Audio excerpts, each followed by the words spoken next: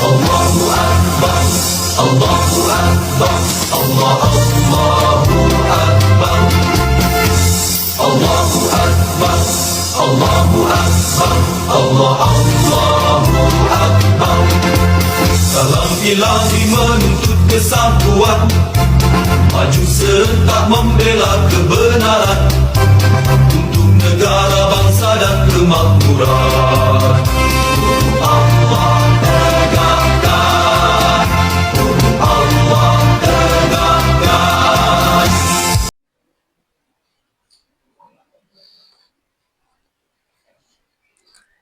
Assalamualaikum warahmatullahi wabarakatuh.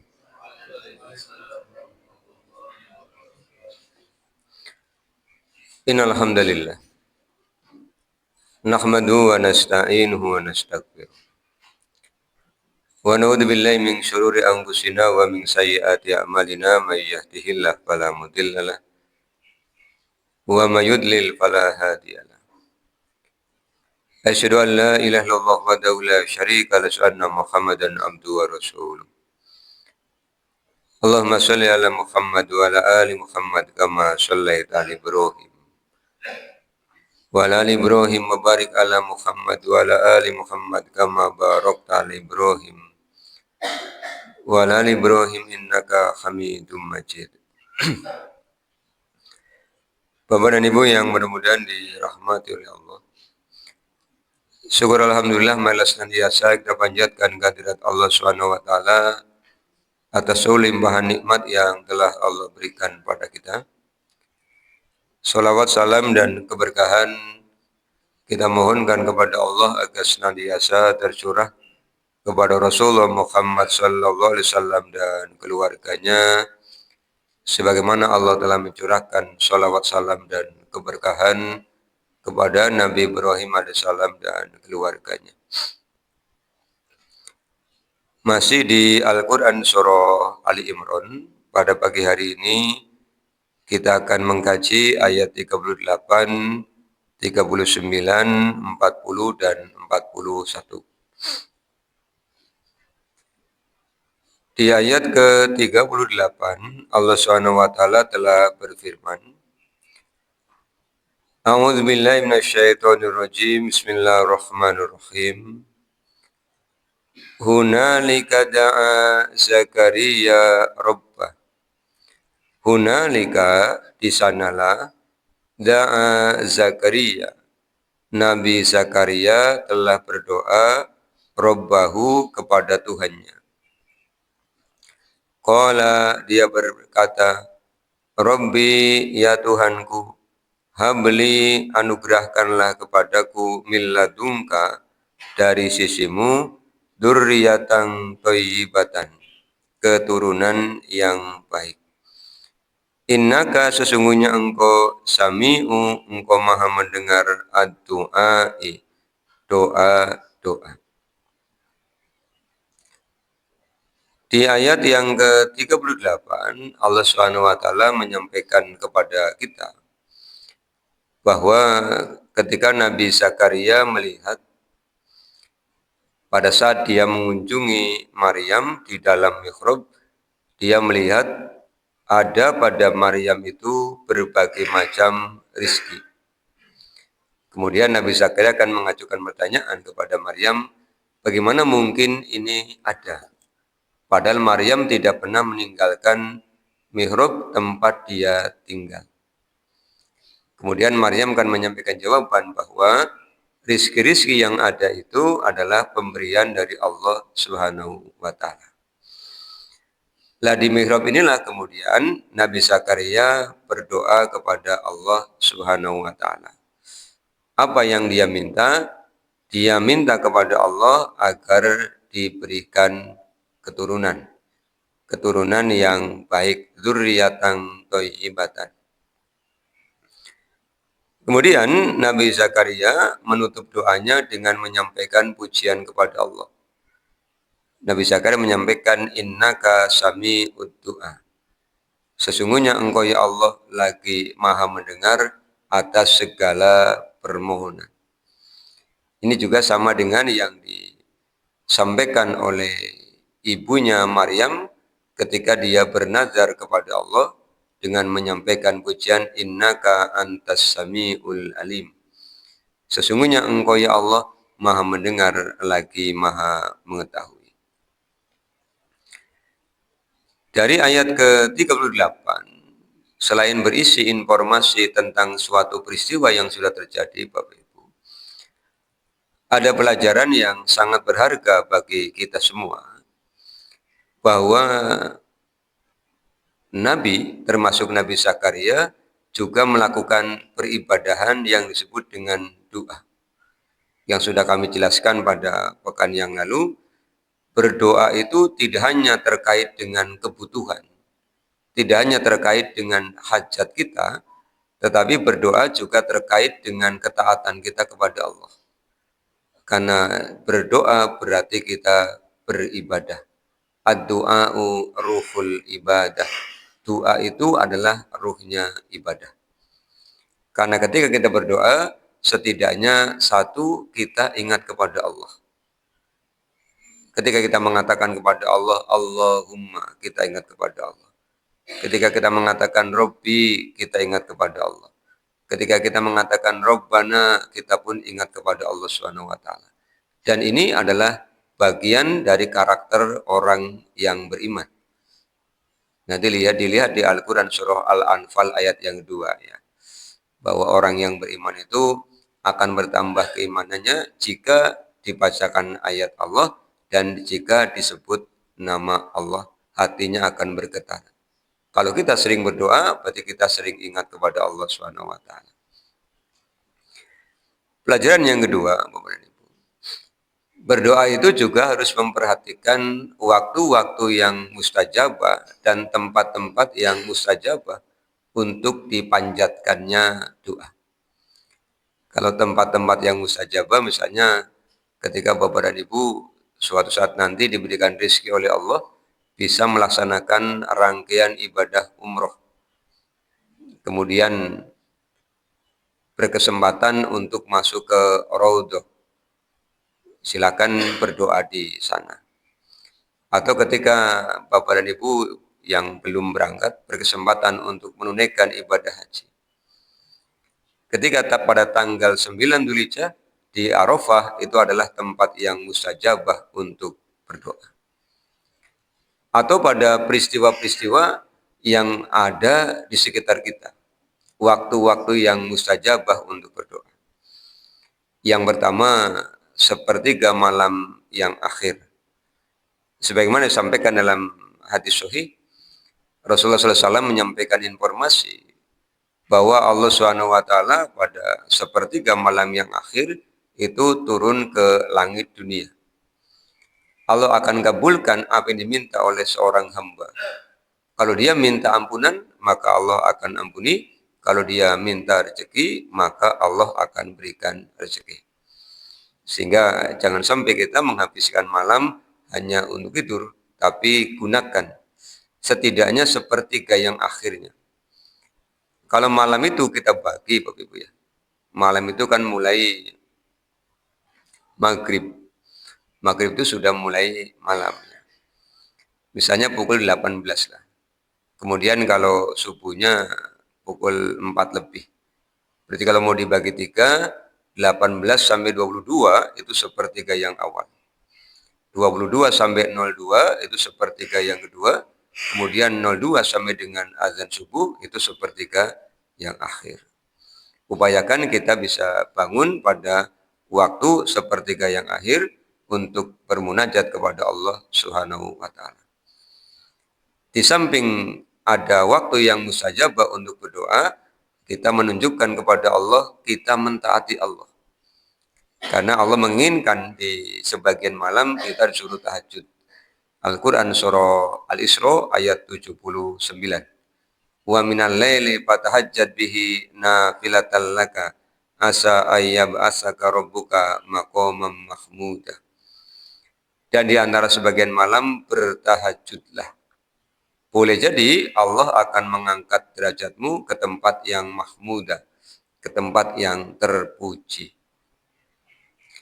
Kemudian di ayat 80 dari Al-Quran surah Al-Isra, Allah memberikan perintah untuk berdoa. Wakul dan ucapkanlah. Rabbi adkhilni mudkhala sidqin wa akhrijni mukhraja sidqin waj'al li min ladunka sultanan nasira. Ini yang bisa kita panjatkan setelah selesai melaksanakan sholat tahajud. Setelah itu silakan Bapak Ibu berdoa sesuai dengan kebutuhan. Mau minta ampunan boleh, mau minta rezeki boleh, mau minta nikmat-nikmat kesehatan boleh. Apapun yang penting kebaikan. Baik untuk diri sendiri maupun untuk orang lain Bapak Ibu. Dan Rasulullah SAW juga mengabarkan, ketika seorang muslim mendoakan muslim yang lain tanpa diketahui oleh yang didoakan, maka malaikat akan mendoakan hal yang sama. Jadi berdoalah sebanyak-banyaknya untuk kebaikan saudara muslimnya. Nanti malaikat akan mengatakan kepada Allah, ya Allah berikanlah hal yang sama kepada orang ini. Yang penting paginya Bapak Ibu, ketika ketemu dengan orang yang kita doakan, jangan diberitahu. Jangan menyampaikan, Pak, mau begini dengan tak tunga kena. Jenengan ngerti apa orang? Ya orang ngerti. Nah ini dirahasiakan. Ini doa kita kepada Allah Subhanahu wa Ta'ala. Kemudian yang kedua, waktu yang mustajabah di dalam kitab Sahih Al-Bukhari yang juga dikutip di dalam kitab Bulughul Maram pada kitabus shalah, babus sholatil jum'ati, bab sholat Jumat. Rasulullah SAW menyampaikan pernyataan bahwa pada hari Jumat ada satu waktu yang ketika kita berdoa, Allah Subhanahu wa Ta'ala akan mengabulkannya. Ibnu Hajar Al-Asqalani menyampaikan terkait dengan hal ini ada 40 pendapat. Bapak dan Ibu. Di Bulughul Maram itu dijelaskan begitu, ada 40 pendapat yang kata Ibnu Hajar Al-Asqalani sudah diterangkan di dalam kitab Syarah Sahih Al-Bukhari, dalam kitab Fathul Bari. Maka saya ingin sampaikan yang dua pendapat saja. Pendapat yang pertama menyampaikan waktu yang mustajabah untuk berdoa itu adalah waktu yang qalilatun, sangat sedikit. Kapan itu? Saat khotib duduk di antara dua khutbah. Ini sangat cepat sekali. Karena rata-rata durasi khotib duduk di antara dua khutbah ya tidak sampai 1 atau 2 menit. Jadi khotibnya berdiri, khutbah pertama, kemudian jeda, duduk. Nah ini di dalam Bulughul Maram itu disampaikan, ini satu di antara 40 pendapat itu. Kemudian pendapat yang kedua, di hari Jumat itu, waktu yang mustajabah untuk berdoa adalah antara asar sampai dengan matahari terbenam. Ini waktunya lebih longgar. Kalau pendapat yang pertama, tentu yang hanya bisa mendapatkan kaum pria, Bapak Ibu. Karena kaum pria itu yang menyaksikan khotib itu duduk di antara dua khutbah. Kalau kaum wanita kan rata-rata tidak ke masjid untuk melaksanakan sholat Jumat. Sehingga tidak bisa menyaksikan peristiwa itu. Tapi kalau pendapat yang kedua, antara asar dengan maghrib, ini semua orang bisa mendapatkan. Maka setidaknya ketika hari Jumat, kita bisa memanfaatkan waktu yang mustajabah untuk berdoa ini. Dari mulai asar sampai dengan matahari terbenam. Tapi ini kan nunggunya sepekan sekali. Tapi kalau sepertiga malam yang akhir, itu waktunya kan tiap pagi. Jadi kita bisa memanfaatkan itu. Syaratnya ya jangan menghabiskan malam untuk tidur, sisakan untuk bangun, melaksanakan tahajud, kemudian berdoa. Kemudian yang ketiga, waktu yang mustajabah untuk berdoa adalah ketika Allah Subhanahu wa Ta'ala menurunkan rahmatnya berupa hujan. Dan kita sudah kaji di kajian Sahih Al-Bukhari bahwa Rasulullah SAW setelah selesai sholat subuh itu balik kanan menghadap ke arah jamaah, kemudian menyampaikan pagi hari ini ada yang mukmin dan ada yang kafir. Siapa yang mukmin? Orang yang mengatakan hujan turun adalah rahmat dan karunia Tuhanku. Ini yang harus Bapak Ibu ingat, pedomani, dan diyakini. Hujan itu turun karena rahmat dan karunia Allah. Makanya kalau hujan turun kan doanya soyiban nafi'an. Kita berharap hujan itu memberikan manfaat, bukan menjadikan madorot, bukan menjadikan bencana. Siapa yang kafir, kata Rasulullah? Orang yang mengatakan hujan turun karena bintang.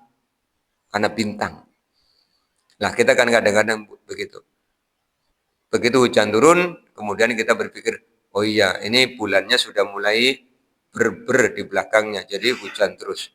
Jadi seolah-olah yang menurunkan hujan adalah nama-nama bulan yang belakangnya berber itu kan. Ya, seperti di bulan-bulan ini masih turun hujan, orang komplain. Kenapa hujan? Kan sudah bukan bulannya hujan.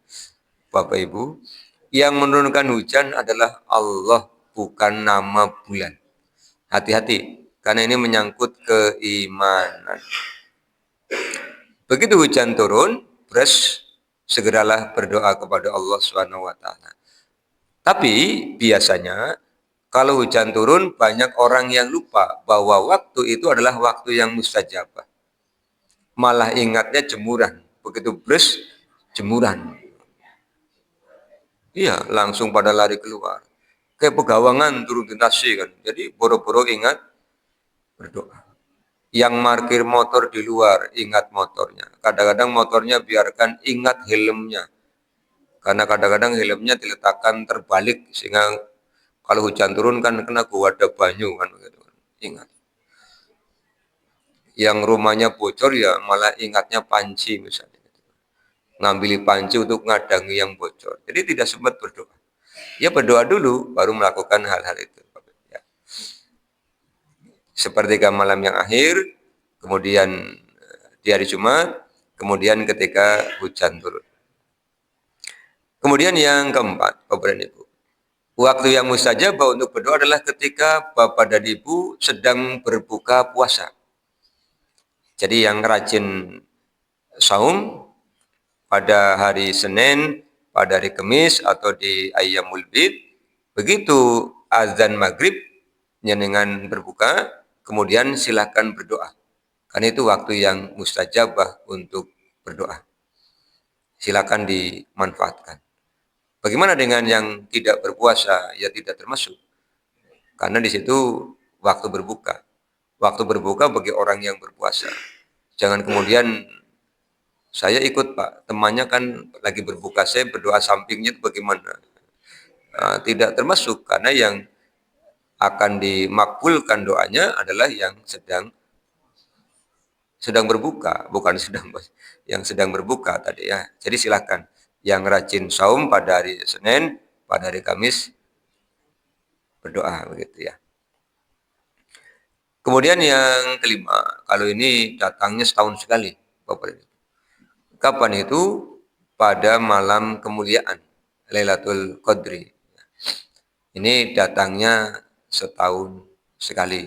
Adanya hanya di bulan Ramadan, itu pun adanya pada penghujung 10 hari terakhir di bulan Ramadan. Padahal umumnya masyarakat kita kalau sudah mulai akhir-akhir, semangatnya juga sudah mulai berakhir. Ya kalau awal-awal itu kayak orang lari maraton, balap-balap kan begitu kan. Nah, nanti mulai babak. Makanya kadang-kadang dianalogikan seperti orang perlombaan. 10 awal sebagai babak penyisian ya. 10 yang kedua sebagai babak semifinal. Lah 10 yang ketiga babak final. Yang namanya babak final ya tinggal sedikit. Makanya masjid-masjid kita kalau 10 hari terakhir itu ya kembali semula. Kalau awal-awal masjid itu banyak yang sengaja menyiapkan layos karena jamaahnya membludak. Nanti sampai akhir layosnya ada, tapi jamaahnya yang tidak ada. Ya, yang ada tinggal di dalam itu pun ya tinggal sedikit. Apalagi kalau Allah turunkan rahmatnya berupa hujan lebih sedikit lagi.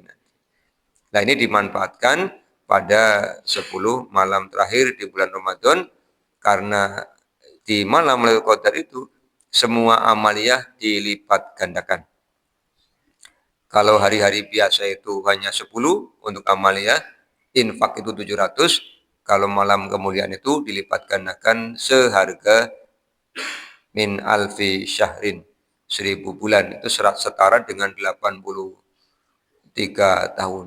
Padahal umur kita belum tentu sampai, Bapak Ibu. Nah, makanya kalau Ramadan itu maksimal. Ini waktu-waktu yang mustajabah untuk berdoa kita manfaatkan.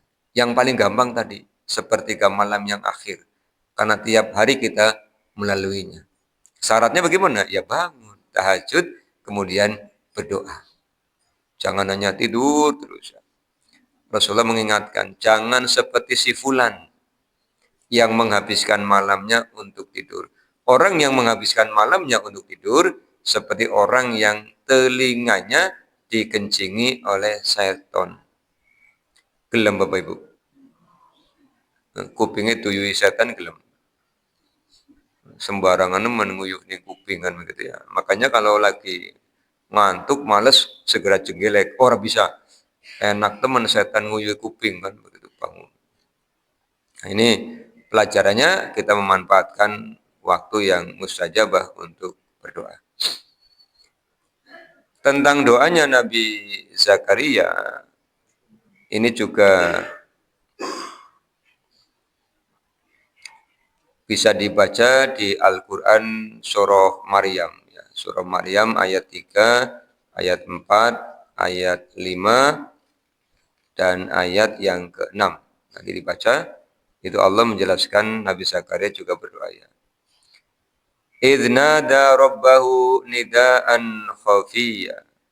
Qala rabbi inni wahanal admu minni wasta'alar ru'su sayba walam akum bidu'aika rabbi sakiyya. Wa inni khiftul mawaliya min wara'i wa kanat imra'ati akiron fahabli min ladunka waliya. Kalau ayat yang kelima dari surah Maryam, redaksinya fahabli min ladunka waliya. Yarisuni wa yarisu min ali Yaquba waj'alhu rabbi radiya. Ini di surah Maryam. Kemudian kembali kepada Ali Imran ayat 39. Allah mengabulkan doanya Nabi Zakaria dengan mengirimkan malaikat Jibril kepada Nabi Zakaria. Fanadathul malaikatu. Kemudian malaikat memanggil Nabi Zakaria. Wahuwa, dan dia itu qaimun, sedang berdiri. Yusolli, sholat, fil mikhrabi, di dalam mikhrab. Annallaha, sesungguhnya Allah, yubashiruka, mengabarkan kepadamu bi Yahya, dengan Yahya. Jadi setelah berdoa selesai, Allah mengabulkan doanya, kemudian Allah berjanji akan mengaruniakan seorang putra, dan Allah yang memberikan nama. Jadi kalau kita membaca Al-Quran, ada 3 nama yang langsung diberikan oleh Allah, Bapak dan Ibu ya. Yang pertama tentu Nabi Adam alaihissalam. Itu di ayat yang ke berapa Bapak Ibu? Ayat ke-31 ya. Allah menyampaikan wa 'allama Adamal asma'a. Al-Baqarah. Nabi Adam itu namanya diceritakan oleh Allah Subhanahu wa taala. Kemudian yang kedua Nabi Yahya. Ini Allah memberitahukan kepada Nabi Zakaria, doanya selesai, istrinya belum hamil, tetapi oleh Allah sudah diberitahu nanti kamu akan punya seorang anak, namanya Yahya. Musaddiqun, membenarkan bi kalimati minallahi, kalimat dari Allah Subhanahu wa taala. Kemudian cirinya bagaimana? Wasayyidan, ini oleh Allah Nabi Yahya itu disebut sebagai sayyidan. Sayyid itu seseorang yang diikuti, seseorang yang diikuti. Wa hasuron, seseorang yang mampu mengendalikan dirinya. Wa nabiyan, dan seorang nabi, minas solihina, di antara orang-orang yang solih. Jadi orangnya belum lahir, namanya sudah diberi, sifatnya sudah diberitahu. Dia akan menjadi sayyid, seseorang yang akan diikuti. Dia akan menjadi seorang yang khasurun, orang yang mampu mengendalikan dirinya. Wa nabiyan, dan dia akan menjadi seorang nabi. Ini anugerahnya luar biasa. Anugerah tertinggi bagi manusia adalah pangkat derajat kenabian, Bapak Ibu. Karena menjadi nabi dan rasul tidak bisa diusahakan oleh manusia. Kalau jadi raja, bisa. Kita banyak membaca sejarah orang biasa atas kegigihannya, kemudian dia bisa menjadi raja. Misalnya kalau membaca sejarah kerajaan Singosari, Ken Arok itu kan orang biasa. Tapi dia punya cita-cita yang tinggi untuk menjadi raja. Walaupun untuk mendapatkannya, dia melakukan strategi apa kelicikan namanya. Dari mulai membunuh Empu Gandring ya, yang membuatkan keris. Kerisnya kasihkan ke Kebo Ijo.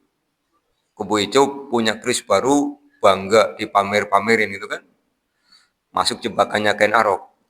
Malamnya diambil untuk bunuh Tunggul Ametung, kerisnya ditinggal. Sehingga tersangkanya adalah Kebo Ijo. Tunggul Ametung dibunuh, Kebo Ijo dihukum mati. Kemudian nyerang kerajaan Kediri. Jadilah Ken Arok yang tadinya orang biasa menjadi prajurit, menjadi bupati Tumapel, kemudian menjadi raja kerajaan Singosari. Tapi meninggalnya juga sama, dibunuh oleh Ki Pengalasan atas perintah Anusapati. Anusapati itu anaknya Tunggul Ametung dengan Ken Dedes. Anusapati juga matinya dibunuh oleh anaknya Ken Arok dari Ken Umang, namanya Toh Jaya. Jadi terus orang rampung-rampung. Artinya menjadi penguasa itu bisa diusahakan. Menjadi orang kaya juga bisa diusahakan. Tapi yang tidak bisa diusahakan adalah menjadi nabi, menjadi rasul. Tidak bisa orang kemudian mengaku menjadi nabi, nanti jadi palsu. Seperti Musailamah al-Kadzab, itu mengaku menjadi nabi, maka disebut al-Kadzab, pendusta alias tukang goroh. Karena nabi itu anugerah pemberian, bukan usaha manusia. Ada beberapa orang nabi yang ayahnya nabi, anaknya juga nabi. Bahkan ada yang ayahnya nabi, anaknya nabi, cucunya juga nabi. Siapa Bapak Ibu? Nabi Yusuf itu punya ayah seorang nabi. Punya kakek seorang nabi. Punya buyut seorang nabi. Nabi Yusuf, bapaknya bernama Yakub, kakeknya bernama Ishak, buyutnya bernama Ibrahim. Ini nabi yang dekat sekali, keturunannya semuanya adalah nabi. Dan ini adalah anugerah dari Allah Subhanahu wa taala. Di Al-Qur'an surah Maryam ayat yang ke-7, Allah menyampaikan begini. Ya Zakaria, inna nubasyyiruka bigulamin ismuhu Yahya. Lam naj'allahu min qablu samiyya. Ya Zakaria, wahai Zakaria, inna sesungguhnya kami nubasyyiruka, kami menggembirakanmu bigulamin, dengan anak laki-laki. Kalau di Ali Imran 39 kan langsung namanya, langsung yubasyyiruka bi Yahya. Tapi di Maryam ayat yang ke-7 itu disebutkan calon anak berjenis kelamin laki-laki, hulam. Ismuhu, namanya Yahya. Lam naj'allahu, belum pernah kami jadikan untuknya min qablu, dari sebelum itu, samia, nama. Jadi sebelum Nabi Zakaria punya anak yang oleh Allah diberi nama Yahya, belum pernah ada seorang pun yang menggunakan nama Yahya. Pertama kali ada nama Yahya, Allah yang memberikan kepada Nabi Zakaria untuk anaknya yang nanti akan lahir. Kalau Bapak Ibu kok mau punya cucu misalnya, Terus nyari nama, saya mau nyari nama lah yang belum pernah ada. Angel, Pak. Angel. Ya, sekarang manusia itu kan jumlahnya miliaran. Sudah kepakai semua. Maka kadang-kadang ada yang pengen beda dari yang lain, memberi nama anak atau cucunya, udah kasih nama yang gampang, satu huruf. Namanya siapa? D misalnya. Gitu. Ini kayak letter kendaraan akhirnya kan, namanya D. Nama berikan yang baik, yang memuat makna doa, sehingga ketika orang memanggil anak atau cucu kita, itu seperti orang yang mendoakan. Misalnya kalau mau pakai bahasa Indonesia ya kasih nama anak pertama, kasih nama apa? Sukses, Pak. Oh, namanya sukses. Jadi kalau di absen sukses dalam hati amin ya Allah. Itu kan didoakan baik. Nanti anak yang kedua kasih nama lagi, siapa namanya? Berhasil kan gitu kan. Berhasil. Jangan sampai memberi nama yang buruk, nanti didoakan Allah kabulkan kan jadi malapetaka. Ini Zakaria diberitahu oleh Allah akan punya anak, diberi nama Yahya. Kemudian Nabi Zakaria menyampaikan jawaban atas informasi dari malaikat ini. Qala Zakaria berkata, ayat 40 ya. Rabbi ya Tuhanku, anna bagaimana mungkin yakunu li gulamun, aku akan punya anak laki-laki, waqad dan sungguh balagoniyal kibaru, aku telah lanjut usia, wa mro'ati akirun, istriku diponis akhir, mandul. Jadi Nabi Zakaria mendengarkan informasi dari malaikat Jibril itu menggunakan pendekatan logika. Pendekatan logika bagaimana? Ya pikiran sederhananya kan begini Bapak Ibu. Lagi nombe ora duwe anak, masa wis lanjut usia bakal duwe anak. Itu kan pendekatan logika. Ini sama dengan di ayat 8 surah Maryam. Qala rabbi anna yakunu li gulamun wa kanat imraati akirun wa qad balagtu minal kibari itiya. Sama ya. Aku sudah lanjut usia, kata Nabi Zakaria, istriku sudah dinyatakan mandul. Di ayat yang ke-4, Nabi Zakaria menyampaikan pernyataan kepada Allah, Rabbi inni wahanal admu minni ya Tuhanku, sesungguhnya tulang-tulangku sudah melemah. Itu sunatullah. Jadi kalau sudah lanjut, tulang-tulangnya akan melemah. Sama dengan ketika kita masih bayi. Tulangnya ada, tapi lemah. Ketika lanjut, sama. Wasda'ala ra'su saiba. Rambutku sudah berubah. Ini sunatullah. Makanya Bapak Ibu bersyukur kalau sudah bisa menyaksikan rambutnya berubah menjadi putih. Itu bersyukur. Kenapa bersyukur? Karena ada yang tidak sampai. Belum sampai rambutnya berubah putih, sudah diwafatkan. Berarti kan harus bersyukur. Karena itu juga pertanda. Ya, pertanda dari Allah SWT. Apa jawaban malaikat? Qala kadzalikallahu yaf'alu ma yasha. Malaikatnya kemudian menyampaikan, demikianlah Allah akan mengerjakan apa yang Allah kehendaki. Ini yang Allah sampaikan sama dengan di ayat 9. Qala kadzalika qala rabbuka. Kata malaikat Jibril, qala Jibril berkata, kadzalika demikianlah qala rabbuka, Allah telah berfirman. Jadi Jibril menyampaikan ini berita dari Allah. Allah ingin menunjukkan bagaimana mudahnya Allah melakukan kehendaknya. Dari tidak ada Allah ciptakan Nabi Adam, Allah mampu. Dari Nabi Adam Allah ciptakan seorang anak dari bagian tubuh Nabi Adam, Ibunda Hawa, Allah mampu. Dari orang yang sudah divonis akhiron, suami yang lanjut usia, Allah mampu. Nanti tinggal Allah menciptakan manusia hanya dari seorang perempuan, nanti kita kaji ayatnya setelah 41 Bapak Ibu ya. Insya Allah di pekan yang akan datang. Kemudian mendapati penguatan jawaban ini, Nabi Zakaria masih belum percaya. Minta bukti. Ayat yang ke-41 ya. Nabi Zakaria mengatakan kepada Allah, qala Nabi Zakaria berkata, Rabbi ij'alli ayah.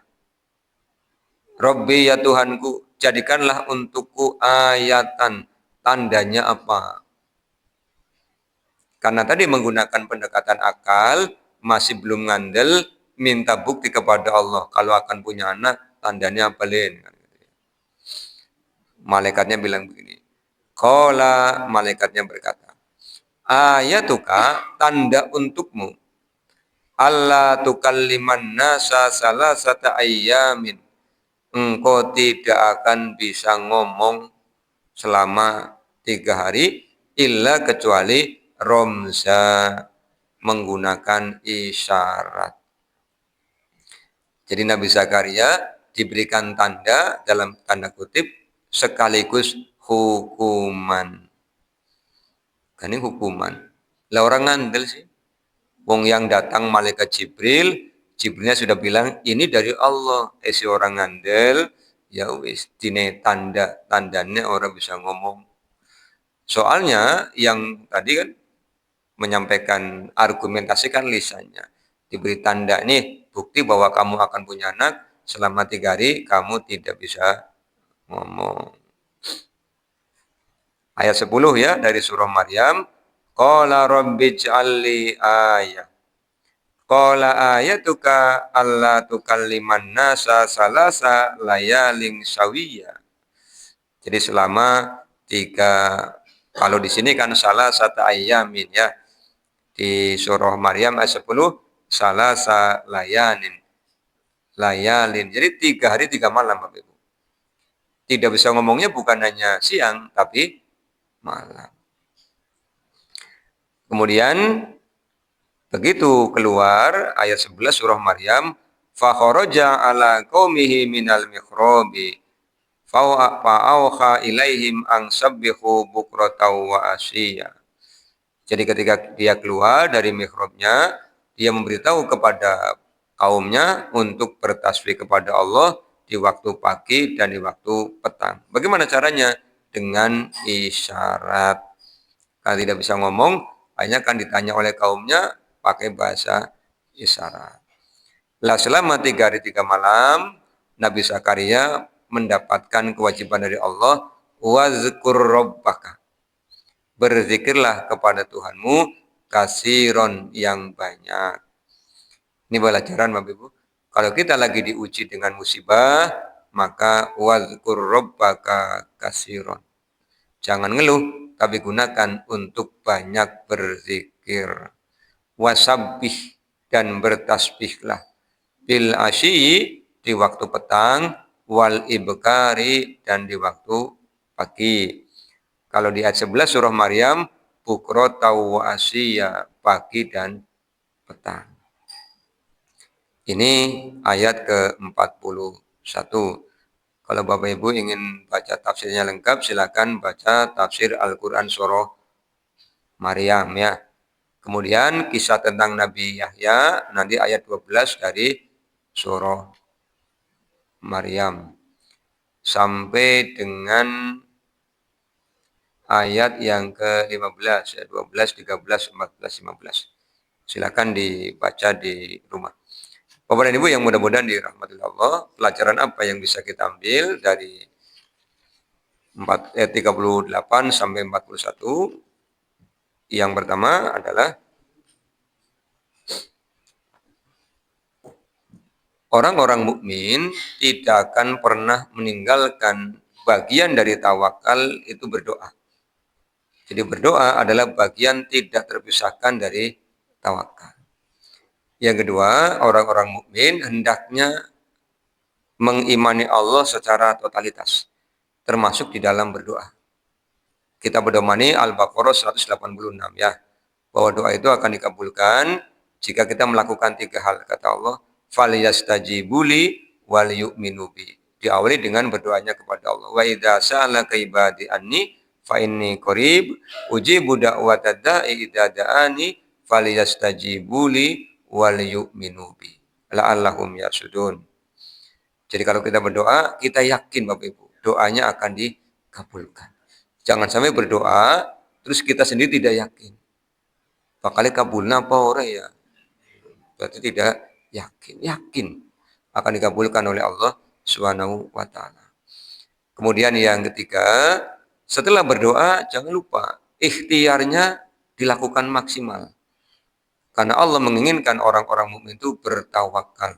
Wa 'alallahi falyatawakkalul mu'minun. Kepada Allah orang-orang mukmin itu senantiasa bertawakal. Yang terakhir, setelah doanya dipanjatkan, ikhtiarnya dilakukan, tawakal dilakukan, begitu Allah kabulkan, syukurnya harus meningkat. Kadang-kadang ketika pengen datang kepada Allah menghibah-hibah, doa terus-menerus, begitu Allah kabulkan, Allahnya ditinggalkan begitu saja. Jangan sampai kita termasuk orang yang oleh Allah dikecam sebagai wa'an aksaron nasi la yashkurun. Kebanyakan manusia tidak bersyukur. Lagi banyak kebutuhan, tahajudnya rajin. Barang duitnya akeh, lalen, tahajudnya ditinggal. Nanti tahajud lagi, kalau butuh datang lagi. Nanti kalau tidak butuh, pergi lagi. Jangan begitu Bapak Ibu ya. Jadi kita jadi orang yang istiqomah di dalam menetapi aturan Allah Subhanahu wa taala. Seperti yang Allah sampaikan di surah Fusilat ayat 30. Innal ladzina qalu rabbunallahu tsumastaqamu tatanazzalu alaihimul malaikatu alla takhafu wa la tahzanu wabsiru bil jannati allati kuntum tu'adun. Sesungguhnya orang-orang yang mengatakan Allah adalah Tuhan kami, kemudian mereka beristiqomah, maka malaikat akan turun dan menyampaikan kabar gembira, alla takhafu wa la tahzanu. Jangan khawatir dan jangan sedih. Jadi cirinya orang yang tidak akan pernah khawatir dan tidak akan pernah sedih, orang yang imannya didukung dengan istiqomah. Ajik tetap apapun yang terjadi, imannya tidak pernah goyah. Demikian Bapak Ibu, kita tutup dengan baca doa kafatul majlis. Subhanakallahumma bihamdika asyhadu an la ilaha illa anta astaghfiruka wa atubu ilaika. Wa lakum minkum assalamualaikum warahmatullahi wabarakatuh.